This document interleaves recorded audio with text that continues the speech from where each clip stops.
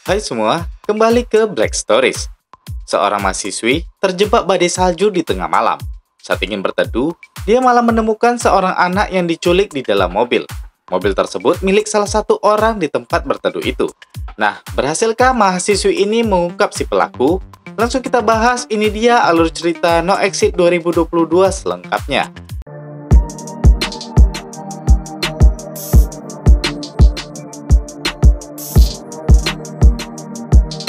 Cerita berawal di sebuah pusat rehabilitas, di mana beberapa pasien sedang berkumpul dan berbagi pengalaman semasa kelam hidup mereka. Terkecuali seorang wanita yang bernama Derby. Saat itu, dokter yang menangani mereka yaitu Dr. Bill meminta Derby untuk membagikan pengalamannya mengenai hasil rehabilitas yang dia lalui di situ. Baru saja akan memulai ceritanya, Derby mendapatkan panggilan dari salah satu perawat untuk menerima telepon mendesak. Derby pun masuk ke ruangan itu dan berbicara dengan seorang pria yang mengatakan kalau ibunya sedang dalam kondisi parah dan sedang berada di rumah sakit. Saat itu pria di balik telepon tersebut memberikan nomor telepon kepada Derby agar Derby dapat menghubungi mereka kembali. Derby pun panik dan bergegas ingin melakukan panggilan ke nomor tersebut. Tapi Mac melarang hal itu karena tidak sesuai dengan aturan pusat rehabilitas. Hal ini membuat Derby semakin kesal dengan Mike dan Dr. Bill yang tidak mengizinkannya menggunakan telepon. Malam harinya, Derby mendatangi kamar Jade untuk meminjam ponselnya. Awalnya, Jade bilang dia tidak punya ponsel. Namun Derby tahu dia berbohong dan mengancam akan melapor jika tak diberi pinjam. Jade pun akhirnya memberikannya. Singkatnya, Derby kembali ke kamarnya dan melakukan panggilan ke kakaknya guna mengetahui kondisi ibunya. Tapi kakaknya Derby justru memarahinya dan tidak bersedia mengeluarkan Derby dari pusat rehabilitas. Karena merasa tidak ada pilihan lain, Derby memutuskan untuk kabur dari pusat rehabilitas itu. Dia masuk ke sebuah ruangan dan mengambil beberapa alat seperti palu, obeng, gergaji, dan lain-lain. Dia pun keluar dari ruangan itu dan memantau keadaan sekitar sana. Derby pun bergegas membobol sebuah mobil yang ternyata adalah mobil milik Mike.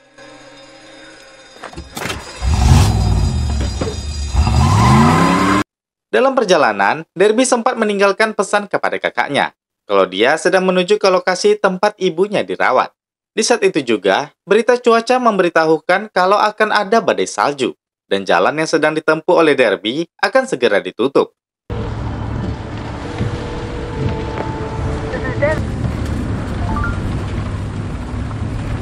Tidak lama berselang, Derby pun menepi di sisi jalan.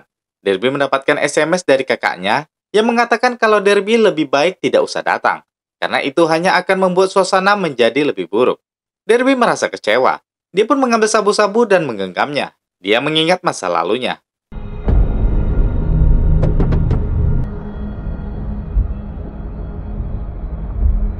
Derby lalu dikejutkan oleh ketukan dari seseorang, yang ternyata seorang sheriff yang sedang berpatroli.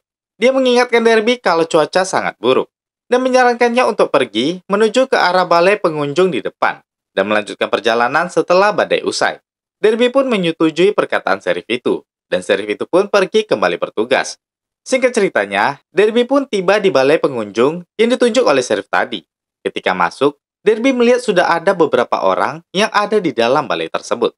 Dia lalu bertanya pada salah satu orang di sana untuk menunjukkannya di mana toilet berada. Setelah itu, Derby pun pergi ke arah toilet tersebut.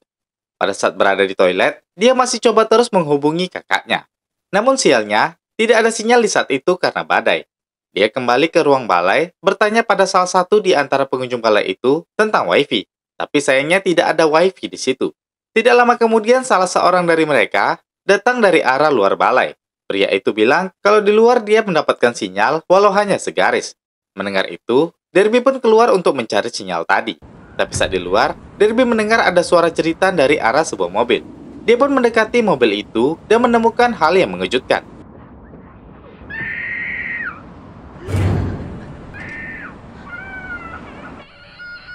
Derby berusaha ingin masuk dan mengeluarkan anak itu, tapi tidak berhasil.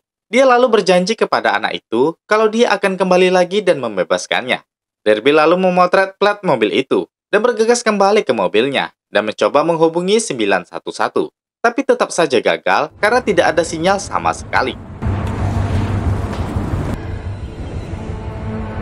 Derby lalu bergegas mengambil sesuatu dari tasnya, lalu keluar dari mobil, dan berbicara singkat pada pria yang menggunakan jaket itu. Dia lalu masuk ke balai pengunjung dan melihat ke arah orang-orang di sekelilingnya. Salah satu dari mereka meminta Derby untuk ikut duduk bersama mereka. Kemudian disusul oleh pria tadi yang ikut masuk juga. Kedua orang ini kemudian memperkenalkan diri. Pria ini bernama Ed, dan ini istrinya bernama Sandy. Pria ini bernama Lars, dan ini adalah S. Ed kemudian menawarkan permainan kartu untuk mengisi kekosongan waktu mereka di tengah badai itu. Tapi rata-rata dari mereka menolak. Kemudian Lars memberikan ide yang sedikit berbeda, tentang permainan kartu bullshit atau kartu omong kosong. Lars menjelaskan tentang cara permainannya, dan mereka pun mulai bermain. Di saat itu, Derby terus melirik ke arah mobil yang berisi seorang anak yang diculik tadi. Tapi Derby berusaha tetap stabil dan mengikuti permainan kartu itu. Sembari bermain, satu sama lain mereka saling bertanya asal kota mereka dan kemana tujuan mereka. Saat bertanya tentang kemana tujuan Lars, Derby mulai merasa curiga kepadanya karena menyadari sesuatu. Di saat yang bersamaan, Sandy memenangkan permainan kartu tadi. Lars tiba-tiba lepas kontrol.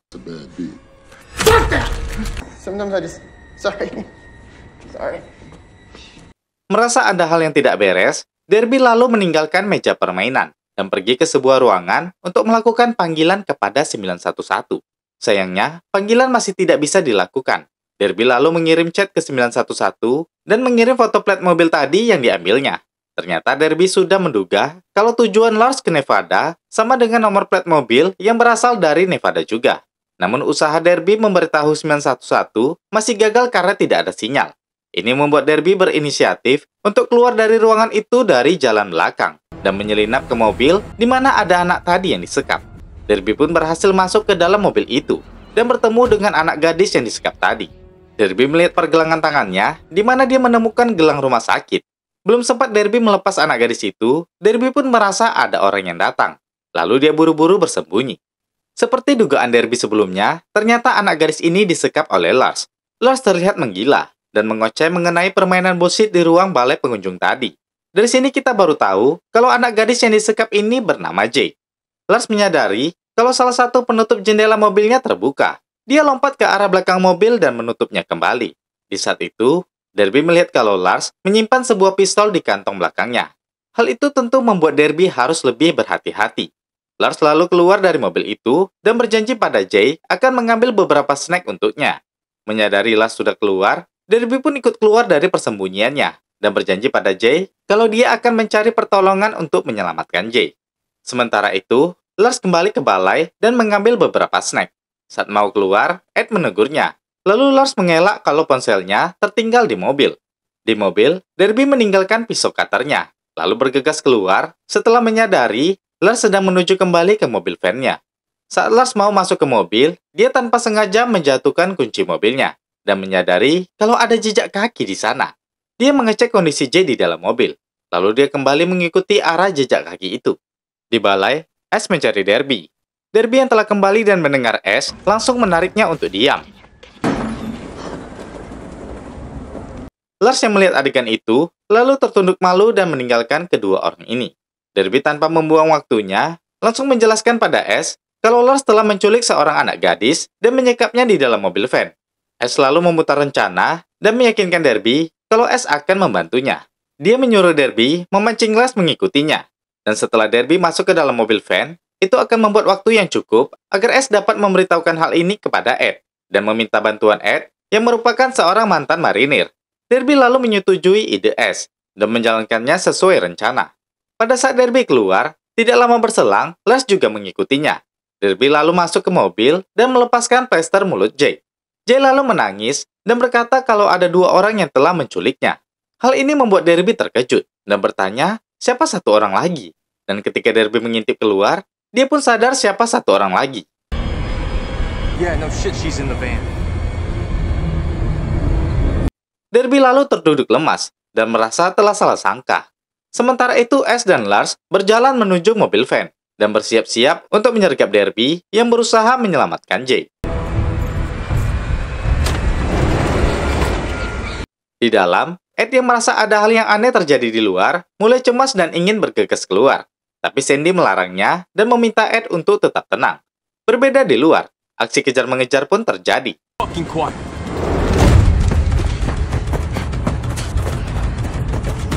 Go around. Derby berhasil masuk ke dalam. Lars melihatnya, sedangkan S juga masuk ke dalam. Ed mulai curiga. Derby pun segera ingin menjumpai Ed, namun S langsung menodongkan pistol. Sementara Lars kembali ke dalam balai, dengan raut wajah dan gerak-geri yang membuat Ed curiga. Di sisi lain, S menodong pistol ke arah Derby dan memeriksa ponselnya, dan menemukan Derby telah berusaha menghubungi 911. Kembali ke Ed, dia kemudian bertanya pada Lars mengenai keberadaan Derby. Lars awalnya menjawab tidak tahu, lalu kemudian dia linglung dan bilang kalau mungkin Derby berada di luar. Mendengar itu, Ed kemudian bergegas keluar dari balai mau mencari Derby. Sementara itu S mencari tahu tentang latar belakang kehidupan Derby. Derby kemudian dengan terpaksa menceritakan tentang dirinya kalau dia seorang pecandu narkotika dan ayahnya telah meninggal karena bunuh diri. S kemudian juga menjelaskan kalau dia menculik Jay untuk mendapatkan tebusan, dan sebenarnya Jay memiliki penyakit Addison. Itu sebabnya dia sedang berada dalam pengawasan dokter. Sementara itu Jay sedang berusaha melepaskan diri dengan cutter yang ditinggalkan oleh Derby. Di luar balai, Ed sedang mencari Derby di tengah-tengah badai salju yang turun. Kemudian dia mendekati mobil van Lars dan berusaha membukanya. Jay yang takut hanya diam. Ed yang curiga mengkodekan ke Sandy. Sandy lalu bergerak dan mencari Derby. Dia kemudian membuka pintu toilet di mana Derby dan S sedang berbicara. Mereka lalu berpura-pura sedang berciuman. S lalu berbisik dan mengancam Derby, dan kemudian meninggalkan mereka berdua di sana. Derby kebingungan dan berakting seperti tidak terjadi apa-apa. Kemudian Sandy dan Derby kembali ke ruangan balai utama, di mana Ed, S, dan Lars sudah berkumpul. Ed lalu bertanya pada Derby mengenai masa lalu ayahnya. Derby bilang kalau ayahnya juga seorang mantan marinir. Kemudian S melanjutkan kalau ayah Derby telah meninggal karena bunuh diri. Hal ini diketahuinya karena tadi Derby sempat sharing kepadanya. Tiba-tiba, perhatian Derby tertuju keluar.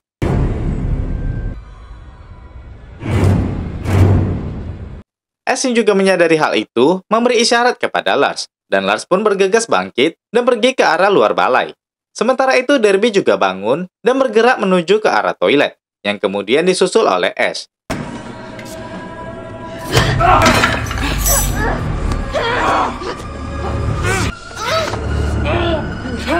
Saat S mencekik Derby, Lars masuk dan menghentikan aksi S. Dia bilang kalau Jay telah kabur. S lalu menenangkan Lars yang panik. Kemudian dia bermaksud untuk menyekap Derby sebagai gantinya. Saat mereka bertiga mencari Jay, S dan Lars mengoceh tentang seseorang yang bernama Uncle Kenny. Derby lalu bertanya siapa Uncle Kenny. Mereka menjawab kalau Uncle Kenny adalah sosok ayah angkat yang telah menampung mereka. Mereka bertiga terus mengikuti arah jejak kaki yang diduga milik Jay. S menyuruh Derby untuk memanggil nama Jay agar Jay mau keluar dari persembunyiannya. Jay. Shit!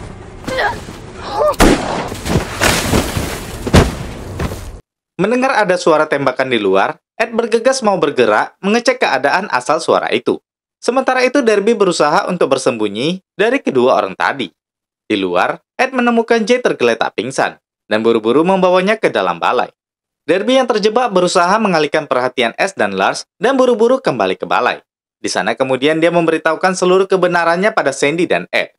Sementara di luar, S dan Lars menyadari kalau Derby dan Jay telah berada di dalam balai. Dia mengancam mereka semua dan meminta Jay agar dikembalikan kepada mereka berdua. Di saat itu, Ed mengancam akan menembak mereka berdua. Mendengar hal itu, S dan Lars mundur karena takut. Padahal, Ed tidak memiliki senjata. Tapi mereka berdua tidak kehabisan akal. Mereka kembali mengancam Ed kalau Jay akan mati jika tidak diberikan obat. Dan obatnya berada di tangan mereka. Mendengar hal itu, Sandy panik dan meminta Ed agar menyerahkan Jay kepada S dan Lars daripada mati di tangan mereka. Derby lalu bilang kalau mereka tidak akan mungkin bisa pergi kemanapun karena kunci mobil S dan Lars ada padanya. Ed lalu kembali menggertak S dan Lars mengenai pertukaran kunci dengan obat Jay. Seketika S sadar kalau kuncinya telah diambil oleh Derby. S lalu pergi ke arah mobil van mereka dan mengambil sebuah jerigen minyak. Ed lalu meminta Derby untuk menyembunyikan kunci mobil S dan memberikan kunci mobil Ed kepada Derby untuk disembunyikan juga. Di luar, S menyuruh Lars untuk menyiram bensin tadi ke arah balai. Sandy mulai ketakutan dan meminta Ed untuk menyerahkan Jay pada mereka. Derby yang telah berhasil menyembunyikan kunci, kemudian kembali dan memberikan Ed sebuah palu besi. disusul oleh Sandy yang membawa semprotan merica untuk berjaga-jaga. Di saat bersamaan, di luar Ash terus mengancam Ed dan yang lain agar mau memberikan Jay kepada mereka. Saat itu, Jay yang siuman melihat ke arah Sandy. Jay langsung mengenali Sandy yang merupakan pengasuh dirinya. Ternyata, penculikan Jay didalangi oleh Sandy, yang tergiur dengan uang yang ditawarkan oleh pihak ketiga dan berharap dengan uang tebusan Jay yang akan dibayar oleh orang tuanya. Derby yang menyadari kalau dia otak pelakunya langsung diserang oleh Sandy. Sementara Ed merasa terkejut dengan fakta ini. Kemudian Sandy membiarkan Ash dan Lars masuk, dan dia mengambil obat Jay lalu disuntikkan kepada anak itu. Sandy lalu meminta Ash dan Lars membawa Jay agar segera mendapat tebusan dan semuanya selesai. Tapi Derby langsung membeberkan hal yang sebenarnya kalau Jay akan dijual ke seseorang yang bernama Uncle Kenny. Sandy terkejut dan tidak menduga hal ini. Ash dan Lars gugup melihat Sandy. Dia lalu meminta kunci mobil kepada Ed. Ed bilang kalau kunci mobil tidak ada padanya. Sandy bilang kalau kunci mobilnya disembunyikan oleh Derby.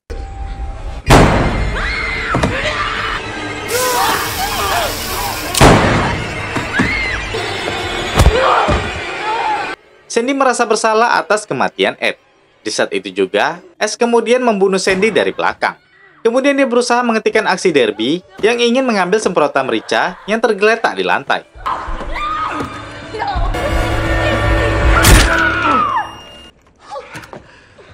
Ash lalu menghampiri Lars yang matanya keperihan karena semprotan merica tadi. Mereka kemudian pergi, meninggalkan Derby dan Jay di balai itu untuk mencuci wajah Lars. Derby berusaha melepaskan diri dari paku yang menancap di lengannya. Dia lalu melihat ada palu di sisi berlawanan. Kemudian dia meminta Jay untuk membantunya. Lars merasa sakit hati dan kecewa karena Ash telah melakukan pembunuhan. Belum sempat Derby menggunakan palu yang diambil Jay, Ash dan Lars sudah kembali. Mereka meminta kunci mobil pada Derby. Tapi Derby tidak mau menjawab. Tidak lama kemudian, ponsel Derby yang disita oleh Ash berdering. Dan isi SMS itu adalah tentang ibu Derby yang telah meninggal dunia. Di saat yang bersamaan, Ash juga menyadari kalau pesan Derby ke 911 telah terkirim. Dia memaksa Derby untuk memberitahu di mana kunci mobil mereka berada dengan mengancam akan melukai Jay. Tanpa ada pilihan, akhirnya Derby memberitahu kalau kuncinya berada di tumpukan salju di belakang balai. Ash lalu meminta Lars untuk menodongkan pistol ke arah Derby, dan dia pergi untuk mencari kunci.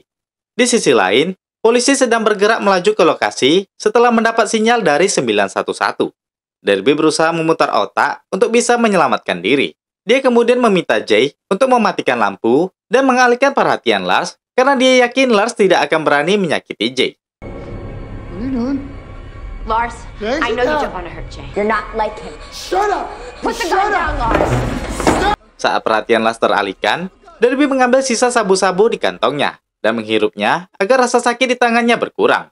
Di saat bersamaan, Jay berhasil mematikan lampu dan membuat Lars menjadi panik. Derby pun berhasil menggunakan palu itu untuk mencabut paku di lengannya. Sementara itu, Ash berhasil mendapatkan kunci dari tempat yang dibilang Derby. Lars pun kembali menghidupkan lampu. Ash yang mendengar suara tidak beres di dalam balai, kembali masuk dan menemukan Lars telah ditawan oleh Derby. Sementara itu, Jay telah bersembunyi di suatu tempat. Ash meminta Derby untuk melepaskan Lars.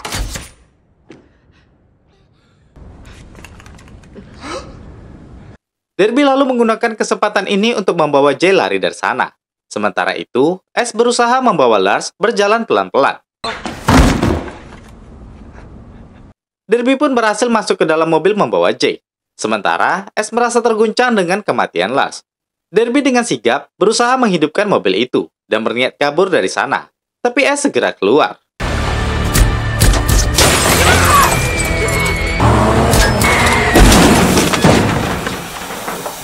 Karena mengalami kecelakaan itu, Derby dan Jay pun pingsan di dalam mobil.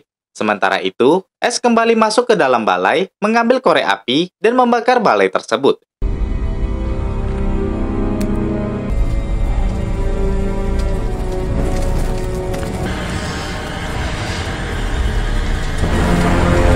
Derby yang siuman berusaha meraih obeng dan pistolnya.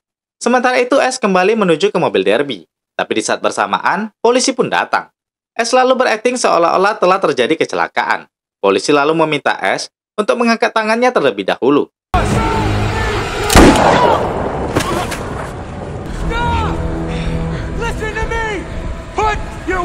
Sayangnya polisi tidak mengerti apa-apa, malah menembak ke arah Derby yang melumpuhkannya.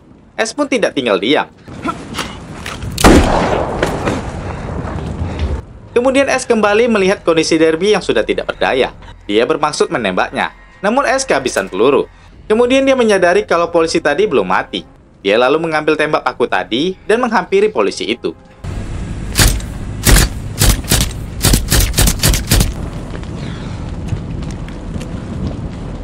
S kemudian kembali dengan membawa pistol polisi tadi dan bermaksud menghabisi nyawa Derby.